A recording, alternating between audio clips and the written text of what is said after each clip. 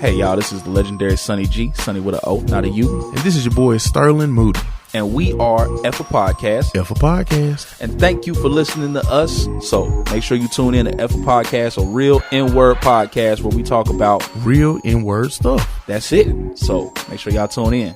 Effa Podcast. Effa Podcast. Welcome to Effa Podcast. I am the legendary Sonny G, and this is your boy Sterling Moody.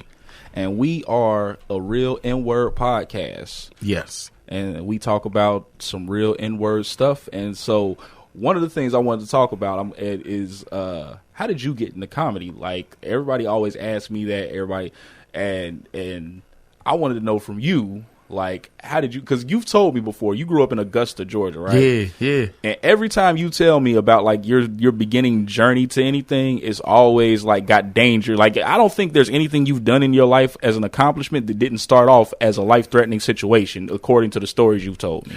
Oh, man, I'm real good at saying yes to bad situations.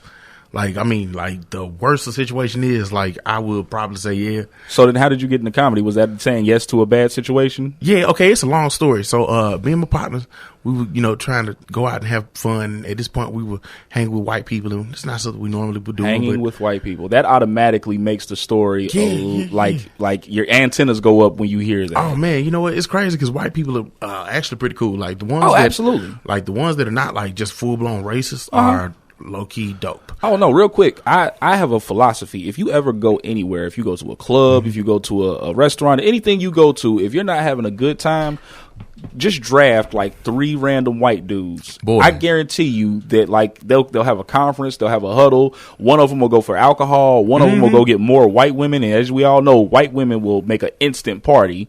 And one of them will go get like a donkey, and you're like, what's the donkey for? It's like, don't worry about it. I've done this before. But before you know it, that is the best PTA meeting you have ever been in your life. And it's going to be cookies. Like, they always serving something nice. White people feed you. White people always have snacks. Yep. Candy and stuff. Like, you ever just have a conversation with a random white person, they're just like, hey, you want an M&M? You're like, bruh, if you go over a white person's house, they will order pizza. Yeah. A lot of people don't know that. But if you're hungry and you go over to somebody's house, especially if you bring a friend and you say, oh, man, I'm so hungry, but I'm so broke. White people are just instinctively going to go, oh, man, it's a great pizza place. It's a great something around the road. Here, yeah. I got you, man. Don't worry about it. And then they, like, you're like, like, especially white women. White women are the scariest, most powerful thing on the planet.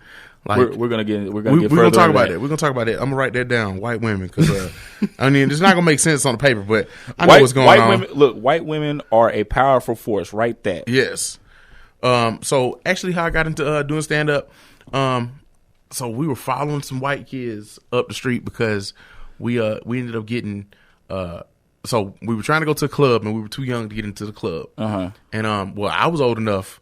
And my boy, it was his birthday, so he was old enough, but we had 2 white girls with him, and they were not old enough. The club was 21. That always sounds like the story. It's always the women who aren't old enough but want to.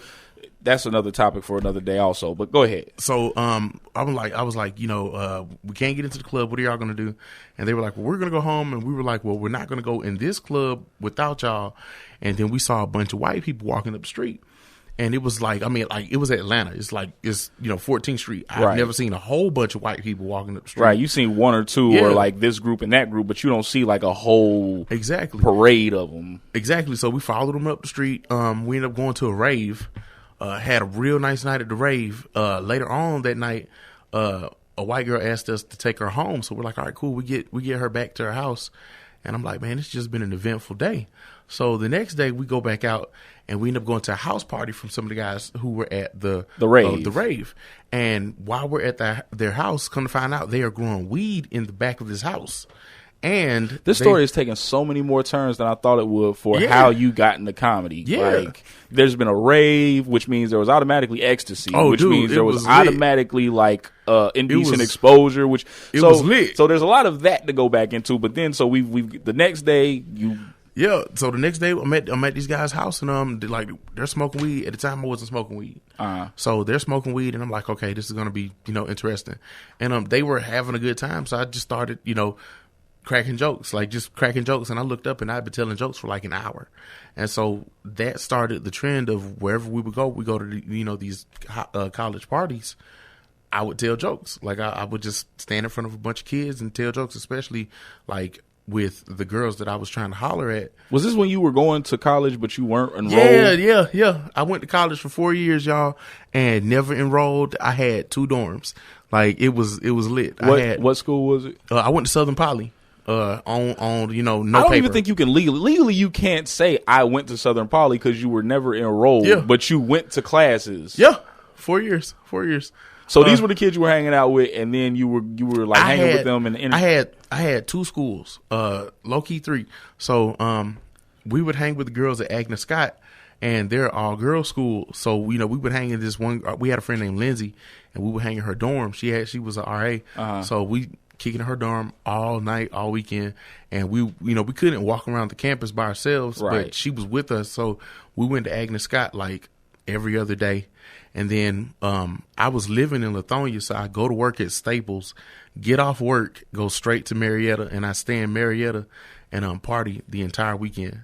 So my friend had a dorm, and he had one of the apartment style dorms, and the guy who was in the room next to him got kicked out for having a BB gun. So it was a free room, so that became my dorm room. And then the following year, it was a dude named Devin, and Devin got kicked out for weed. And at the time, we were drinking real heavy, so we weren't worried about it. And I got the same exact room the next year. And then the year after that, that friend graduated, but our other friend was a RA in the freshman dorms.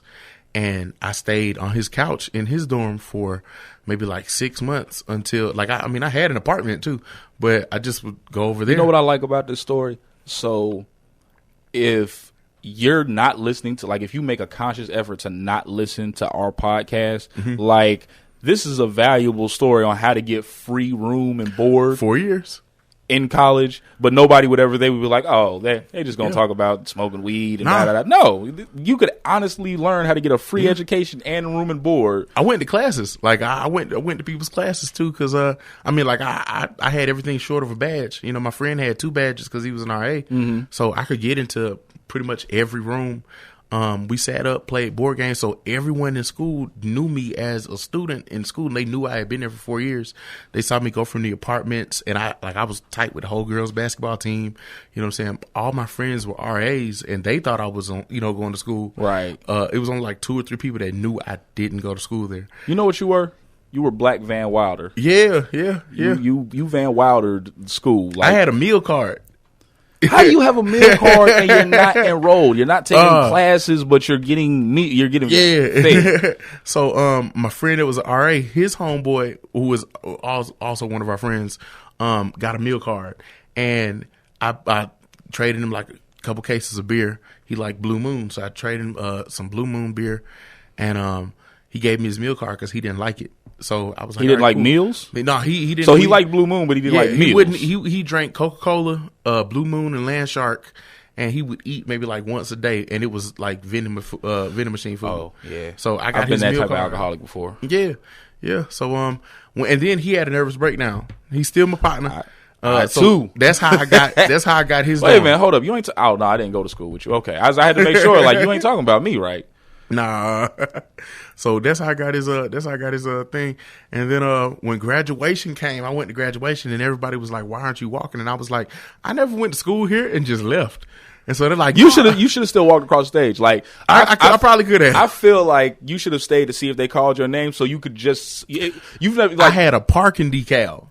See. I bet you've got a degree waiting on you. And here's the thing. You don't even know what it's in. I don't. You would have walked across the stage and found out what you've got a degree. And it'll be like Sterling Moody. And you would have been like, I've got a master's in engineering. Cool. Hey, for real. Because they let you go. They let you sit in classes. They gave you a parking decal. They gave you a meal card. There's probably a degree. You don't even know that you are...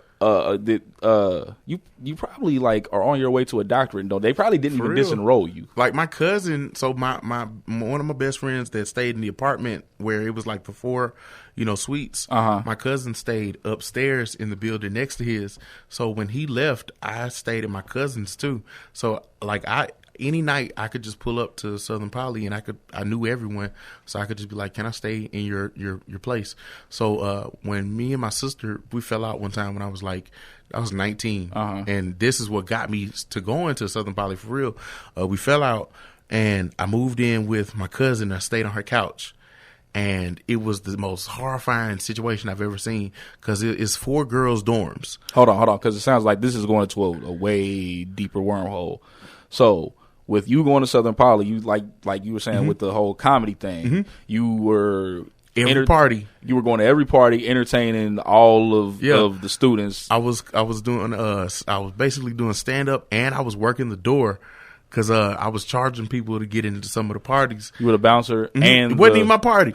But if you a big dude, you got on black shirt. Nobody asked questions. Nobody asked questions. Now I'm gonna tell you the only thing that was weird was like when white boys would get real drunk, they would always try to slip the N-word in on me, and I'm like, oh man, you were cool enough that I can't do anything about this because I don't go to school here, and if I fight you, they gonna really know I don't go to school here. But I'm probably gonna tell the basketball team. Yeah, you know what I'm saying? It was like, okay, cool, I deal with this. Like, man, I had a lot of opportunities at that school. So how did you transition from parties to actually hitting stages? I paid to go to a comedy class, worst decision of my life. I went, I paid. There was a lady named Paula Gilchrist. She is dope. Oh yeah, Paula is dope OG all day. She when I went into the class, I paid. It was a dude who I'm not gonna say his name, but his last name is Clark, first name Dennis.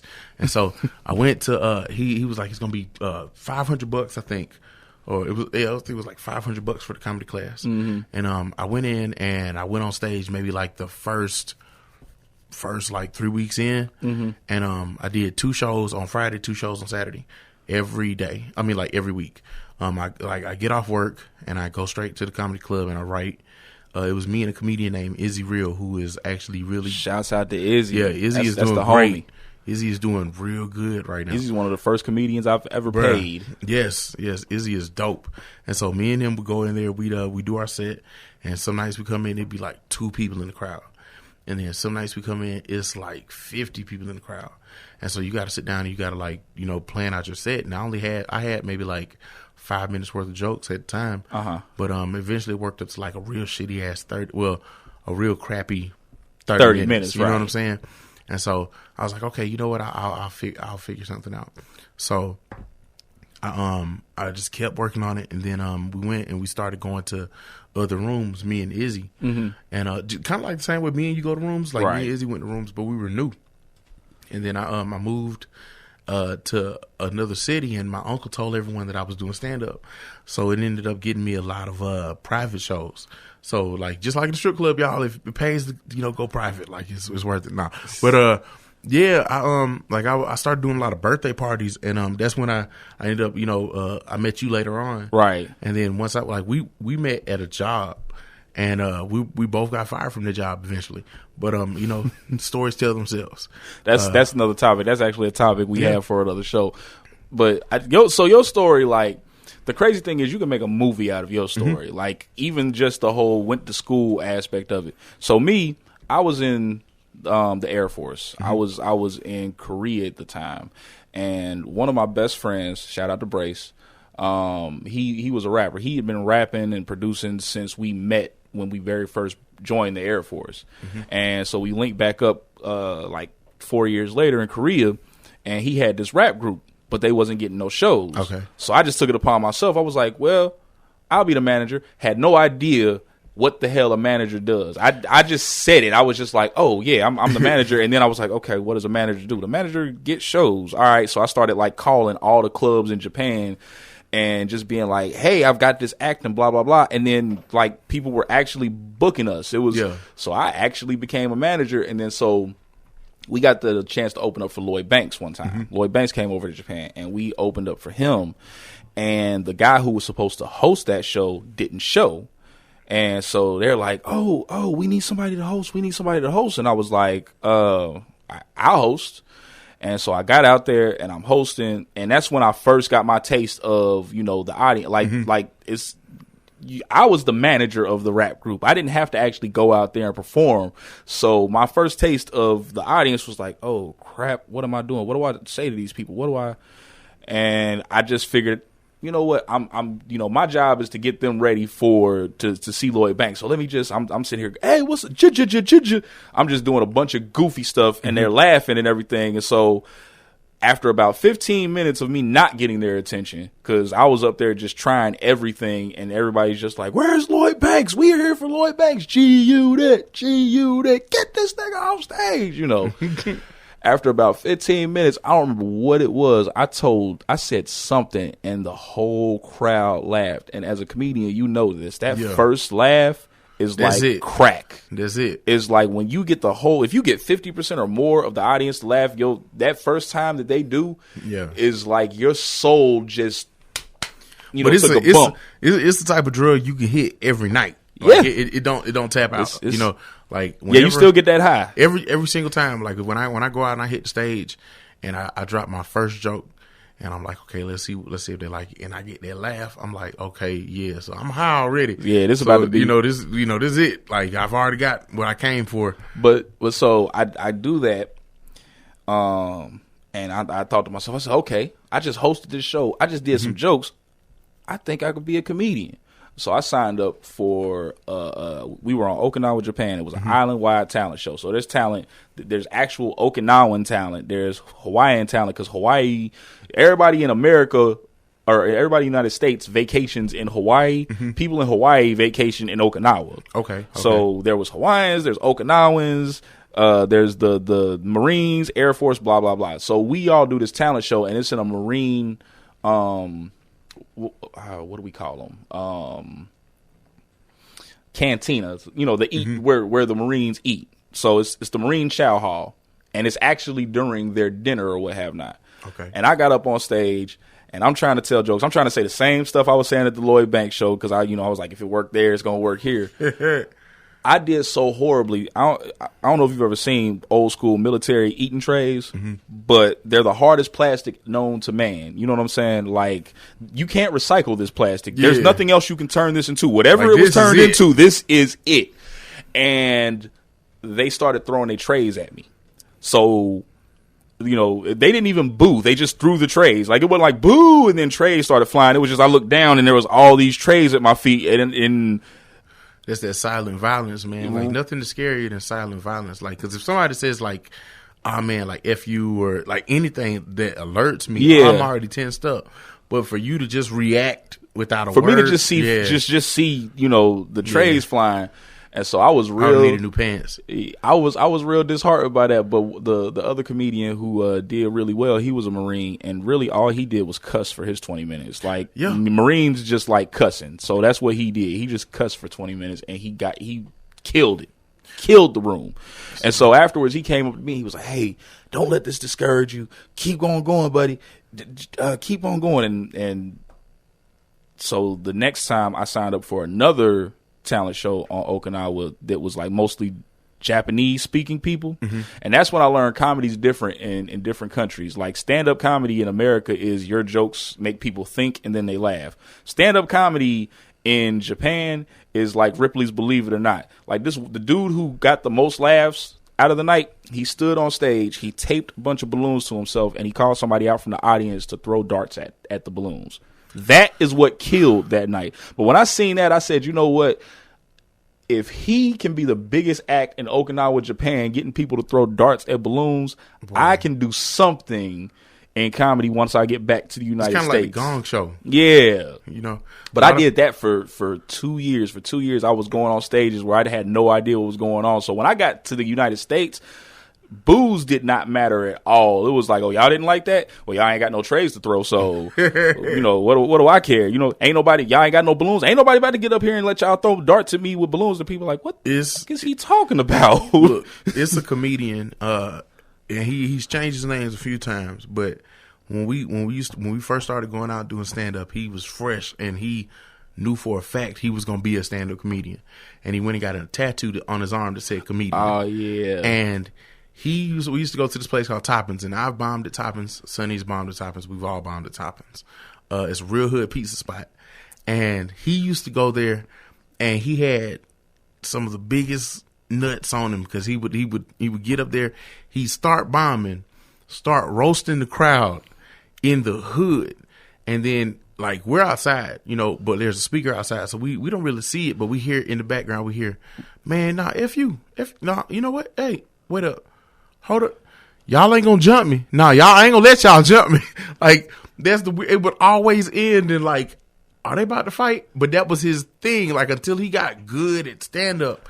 I mean, he's good now. He got real good. You know what's crazy? Because I know who you're talking about, and it's like if you see him now, like those are the stories. Like some of the fans that come up to him after the show, like, hey, remember that time I was gonna shoot you in the parking lot? Boy, man, I'll never forget. Them the best fans. Like like okay, so I don't know if you've ever dealt with this, but like you know, I do a lot of hood rooms, and the scariest thing for me is the real excited hood dude.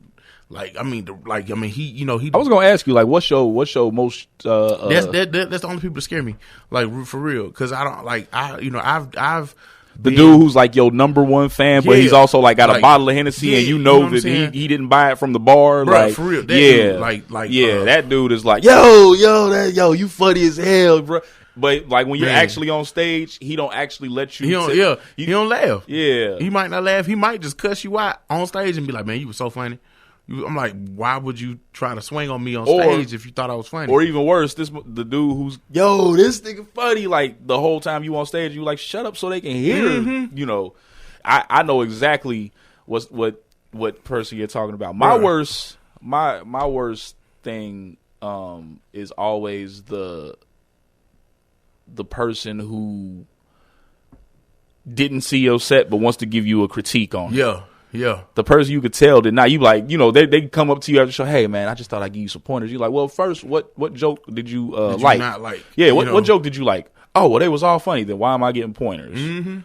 I remember when I first started doing stand up with you, and we went out. You said, now watch out because some of these people are gonna be cool, some of these people aren't gonna be cool.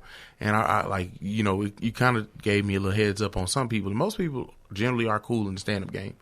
But every now and then you get somebody who wants to downplay your act.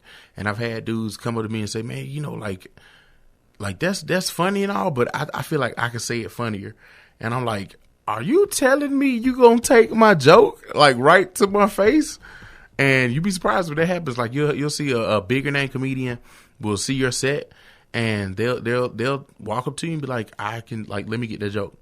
And you know, now, usually you're gonna be like, nah. Now it's not rare as people think. If somebody walks up to you and asks for your joke or something like that, I sell it to you. Yeah, or sometimes you might give it to the OG. Mm-hmm. You might even be like, cool. What gets me is when the OGs don't ask. Yeah. So I'm not gonna say his name, but a radio personality from Atlanta stole one of my jokes.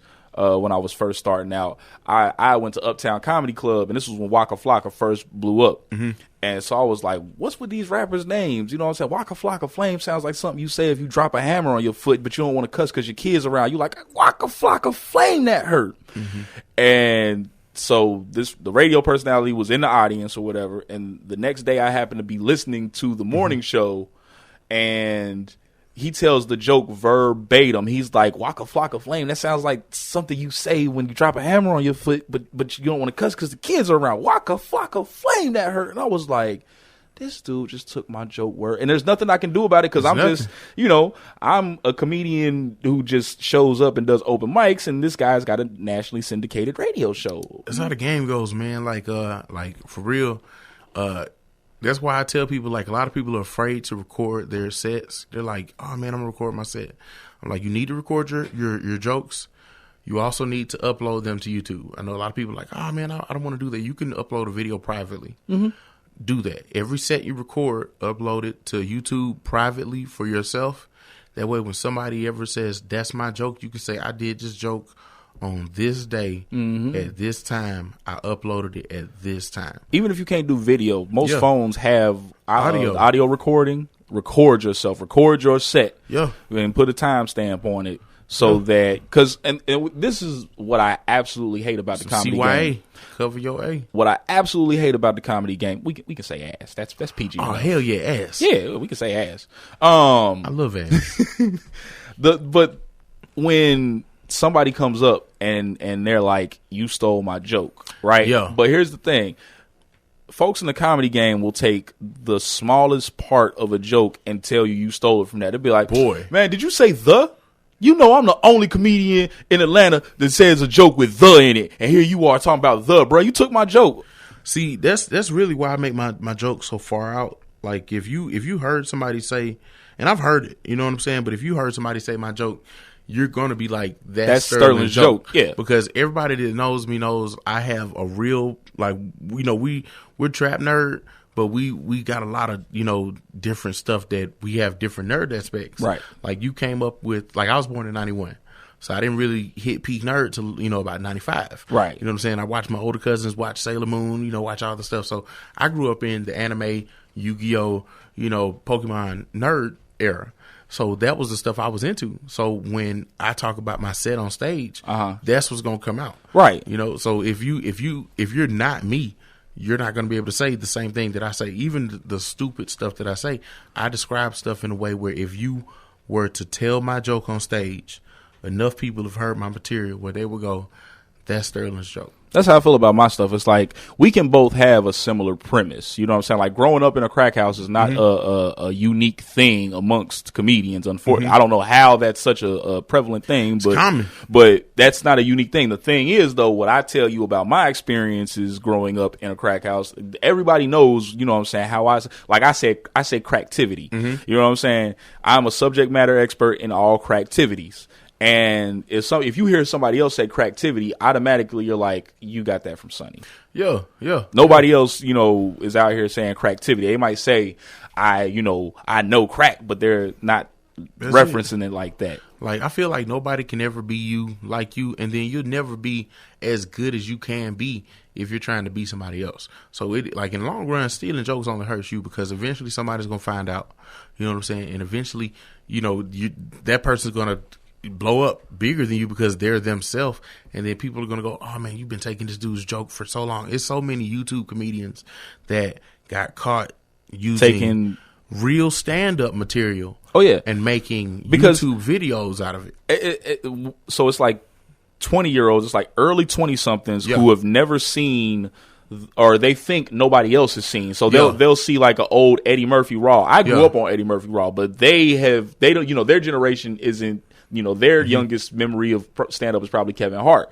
And so, you know, somebody goes back and they watch Raw and they're like, oh, that's a good joke. Yeah, I'm going to tell that. And then, you know, you're like, no, bro, that's Eddie Murphy. You got called out. Look, I'm going to tell everybody, like, we got tips for you when it comes to the comedy game because we have failed a lot and we have succeeded in a lot of ways that, you know, you might not have experienced yet. First off, there's no such thing as a failed comedian. I'm so for real. As long as you keep doing it, I'm so sick of that being an insult against me on social media. When somebody doesn't like someone, said they're like, I see you haven't headline the Stardome in Alabama, so obviously you're a failed comedian. I'm like, that's not how that works. See, this is the thing a lot of people don't understand, man. Like the comedy game now is no longer in front of you. Like it doesn't have to be in front of you anymore. There are a lot of comedians who I've seen never hit a stage, got on a TV show, never hit a stage, are writing now. And now if you want to be a stand-up comedian, there are, like, you have to stand up on stage and do that. I was going to say, we're going to have to be a comedian, you don't have to anymore. We're going to have to do a part 2 of this because you just opened up a whole other can of like, what is a comedian? Because there's, you know, the social media comedians and everything. But we're gonna get to that. This we're at the end of the Effa podcast. Thank you all for tuning in, and please be sure to go find us on Instagram, Facebook, YouTube.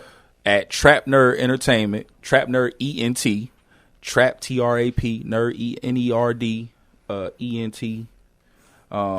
You know, we got they can also send us if you have, you know, any suggestions for the show, you can send them to us on Gmail at trapnerdent at gmail.com. Yep. Sterling, what's your info? Oh yeah, man, you can find me on Instagram at Sterling Moody.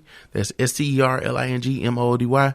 If I don't pop up first, I'm the only person I know for a fact with that name, so just keep scrolling. You can follow me on Twitter at the Trap Buddha. You know, what's your stuff, man? I am the legendary Sonny G, Sonny with an O, not a U. I don't work in Magic City. And you can find me on everything at Trap Nerd Sonny, So Trap Nerd, SONNY. That's Instagram, Facebook, Snapchat, Craigslist, Backpage, Oh, Lord. MySpace, Black Planet, AIM. You can find me on there. I'm still on everything. I ain't closed none of my accounts. I'm on everything. Oh man, you can go outside and be like, Sonny. You be like, yes. That's how it is. Like, if I stand still in public long enough, somebody will come up to me And know you. and know me. That's it. Everybody's seen that. But thank y'all for tuning in. We'll see y'all next time. Yes, Effa Podcast. Effa Podcast. This is the legendary Sonny G, and thank you for tuning in to Effa Podcast. You can also go ahead and follow us at Trap Nerd ENT on Instagram, Twitter, Facebook. You can also go to our Patreon if you enjoy what we do and make a donation. Patreon.com/TrapNerdENT, and be on the lookout for future events. Sign up for our email list at trapnerdent@gmail.com. Again, thank you for listening. Y'all be cool like how y'all be cool.